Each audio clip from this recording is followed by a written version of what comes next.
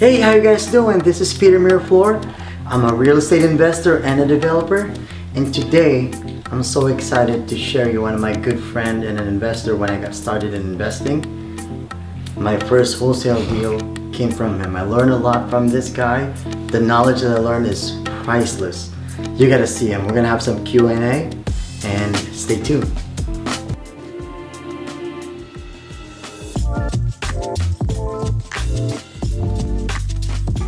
In 2011, 12, 13, those were really good years to buy.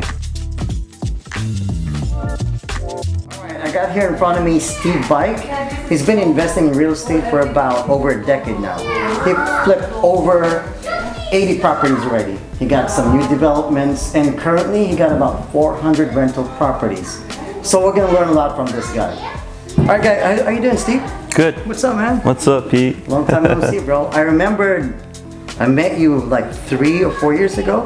Yeah. First time, because I really wanted to invest in real estate, but I'm so afraid and I got no guts to start. And when I finally got my first jump on my first leap, and then I went into that real estate meetup, I met you there and we exchanged cards. And then I remember selling my first wholesale property from you. Yeah. That was a lot of fun. I remember that. Remember that? Yeah, that was a fun project. Yeah. Yeah. And the thing is, you don't really need money to get started in real estate. You can start out as a wholesaler and then learn from other investors how they think, because you're going to cater from those investors. And what's great about it is the knowledge I learned from you is priceless, man. That shaped me, molded me to an investor that I am right now. So that's great. yeah, I really appreciate for all the knowledge you taught me by how to look for properties, how to negotiate, and how to run some numbers. So Yeah. that was awesome, man. No, and I remember, when I met you several years ago, I mean, you were really like energetic. You were just like intense, and I could just feel that energy. So it's good to see you doing well and making big, bounds and leaps here. So yeah. Awesome, man. That's so we're awesome. gonna have some Q&A today. Yeah. Ask you like a couple of questions. And right now Sure. you got like 5 projects going on, right? So right now I have about 6 projects going on right now. A mixture of fix and flip, new construction, some multifamily repositioning. So yeah, just enough to kind of keep me busy. All right. So what's the name of your company? Bexco Capital. Bexco Capital. And Yes. you can show our viewers what's your website so they can take a look at it. Yeah, my website is bexcocapital.com. It needs a little bit of updating, but it's still active. And come check us out. Awesome, man. So maybe some investors out there wanting to invest too. We'll never know, right? Yeah. So we're gonna have some Q&A. First question is, how did you get started in real estate investing? So I first got my real estate license back in 2008 because I wanted to be able to look at properties, business opportunities without having to contact a real estate broker every time. Because back then I was looking to purchase some business, but I didn't want to ask the broker to show me this and that every single time I had something come up. So I just thought it was more of a convenient factor for me to be a licensed broker. So that's what got me to get my license, and then I started looking at some opportunities here and there. But back then I was really more interested in looking for business opportunities and not properties. 2011 was when I purchased my first, fixer project. You did all of that by yourself, right? Yeah, I mean, back then we didn't have a lot of help. I just purchased a property off the auction through a company called Foreclosure Solutions back then. And after that, I really don't know what to do. I didn't have a mentor. I didn't know about BiggerPockets. I didn't have a GC. All I started was with my just hands. So it was an interesting project. I learned a lot. It was I think a big project to be considered my first flip, because we added 700 square feet to the existing house. Oh, wow. It was a house in Shoreline. So a lot of things happened. I mean, I had, you know, it was a long, it was an ordeal. You know, it was a big project. You know, there was things got stolen. I had some demolition crew working on demolition, and Wow. you know, a lot of things happened. You know, where, you know, it's just something that as a new first-time flipper, you know, I mean, everything happened. Like I got my, there were some vehicles on the property that got stolen. Yeah, I mean, just a lot of struggles. You know, a lot of struggles. Which you know, is first time, yeah, and we ran out of money. So we ran out of money on our first project. So I still remember, in order to install the carpet, I had to sell off my gold coin to pay for the carpet installation. So, but at the end, everything turned out well. You know, I made some money. So it was a very, it was a big learning curve for me, and I did a lot of work myself. You know, I put down the retaining wall. You know, I worked on the fence. Wow. I worked on some demolition. So yeah, I mean, it was an interesting time. Great experience. Yeah, yeah. I'm fortunate that I actually started as a wholesale, and then while I wholesale the property to you guys, I watched you guys from starting to end and learn in that process. Yeah. So I know what to avoid. I didn't start it just like you did, you know. So yeah, and that's a smart thing to do. You know, as you're kind of learning and watching from the sideline. yeah, At the same time making money. yeah, And I think that's a great way to start, you know, learning about flipping, and then, you know, kind of transitioning to a flip and to other projects. exactly. So I think that's a smart way to do it. All right, question number 2. What are the biggest challenges you experience in real estate, and how did you overcome those obstacles?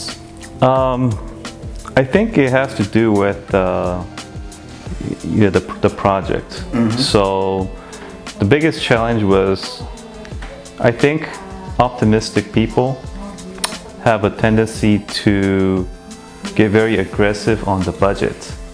So that was my mistake, was that I felt like, yeah, you know, if I hustle, I could probably get the budget down to, you know, say 100,000.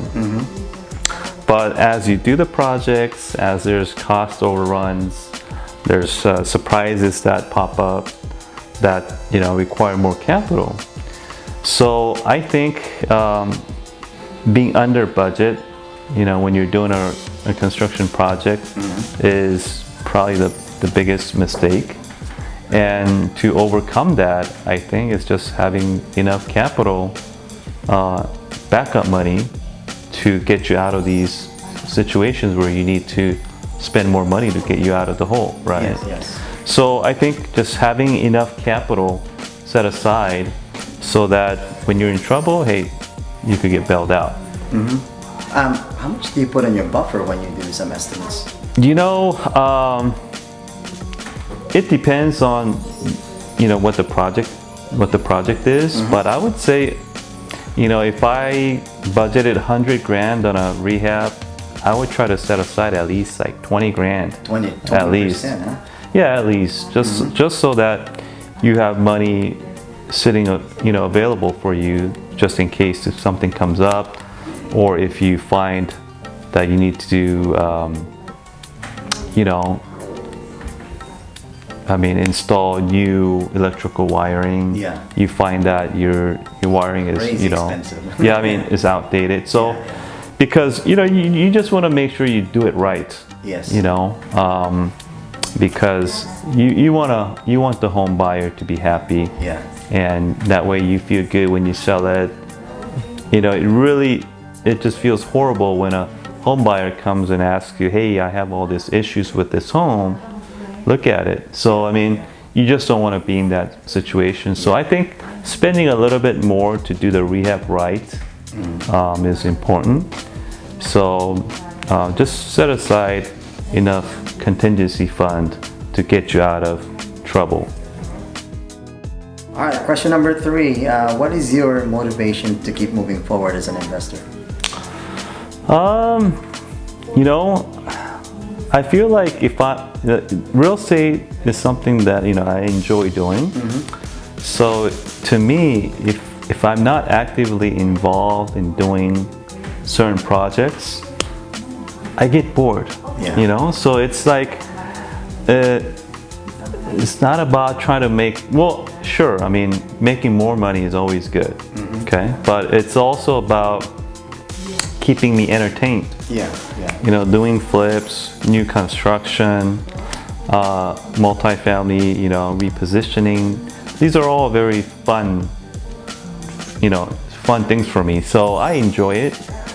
And, you know, I think as far as motivation, I mean, just kind of seeing the company grow, you know, seeing more doors being added. Yeah, and just having a good time doing it and meeting good people, getting to work with interesting people and partners has been an enjoyable process for me. And the best part is you can spend time with your kids anytime Sure. you want. Yeah. Freedom. Exactly. So like today I'm here just hanging out with my son. Yeah. And don't have to be, you know, at the office or somewhere, you know, where I need to be there Yeah. to, you know, make money and, you know, work. So the freedom that it allows is priceless, absolutely. And I just came back from a 1-month RV trip. Wow. And I was able to work remotely in the RV, and Nice. yeah, it's just that freedom that it allows has always been very rewarding. We're Yeah. on the same page, man. I feel the same Yeah, yeah. way. So what books do you recommend for newbie investors and people want to get started? You know, I honestly, I can't say there's one book that will change your life. I think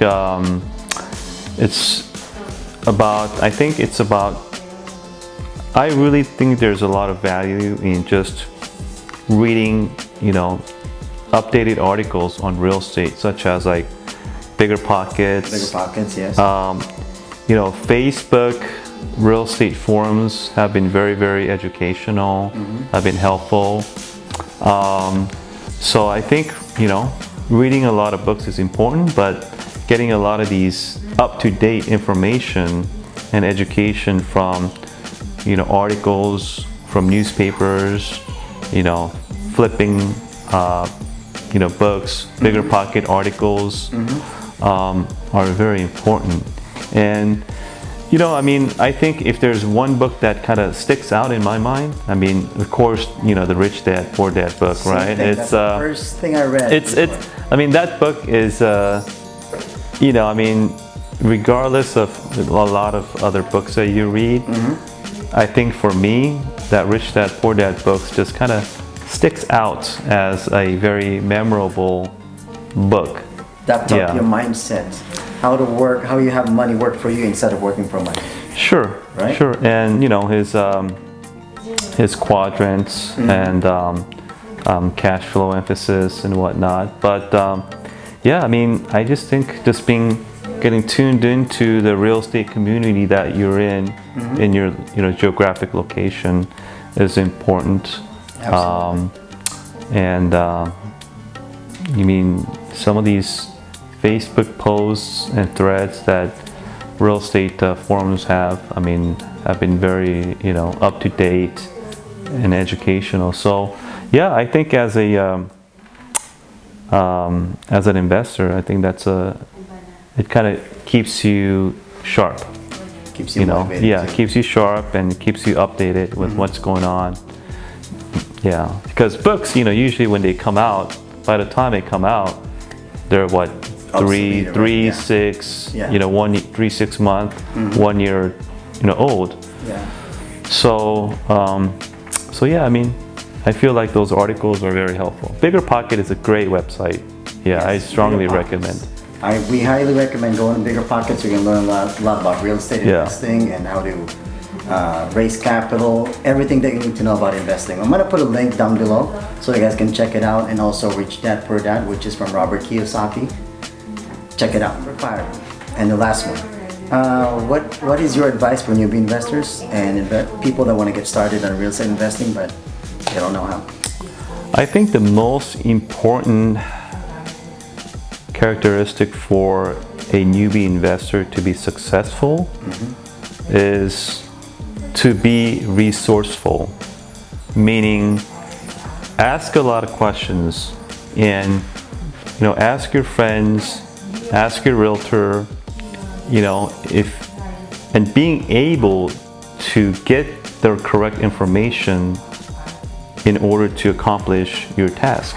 So if you don't know how things work, if you don't know a good electrician, being resourceful means find a person that could point you to that direction and not being shy about it. Okay? And asking a lot of questions, calling a lot of people, bugging them. And I think that's very important in this business because one subcontractor could ruin your whole project. So when you ask a lot of friends, family, for a referral on a plumber or electrician, that could really minimize the risk for your project. So I think, being resourceful and getting a lot of good referrals is very important. And if you don't know something, be very proactive about it and go get the answers to your question aggressively. Yeah. I think that's the most important thing for a newbie investor. Perfect. And having the thirst for more knowledge and also curiosity. Being curious about how this works, how to make money here, what to do in this kind of situation. So I think that's the most important thing. Yeah, because I had the same experience before. I mean, before I got started, I ask you guys a lot of questions. Sure. How do you calculate this?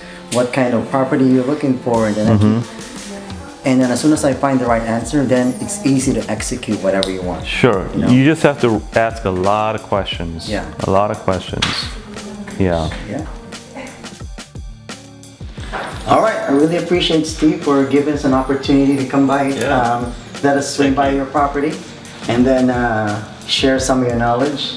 Sure. Thanks for having me. Sharing our viewers what you know, what you do. If you happen to like my video, please consider subscribing to my channel. Smash the like. And click the bell icon so you can get notified on my other future videos. Because my goal is to share your good and bad experiences so you can learn something from it and avoid some of the pitfalls, and you can have a better shot at becoming a successful real estate investor. On my videos, I took the risk, so you don't have to. See you guys in my next video. Peace!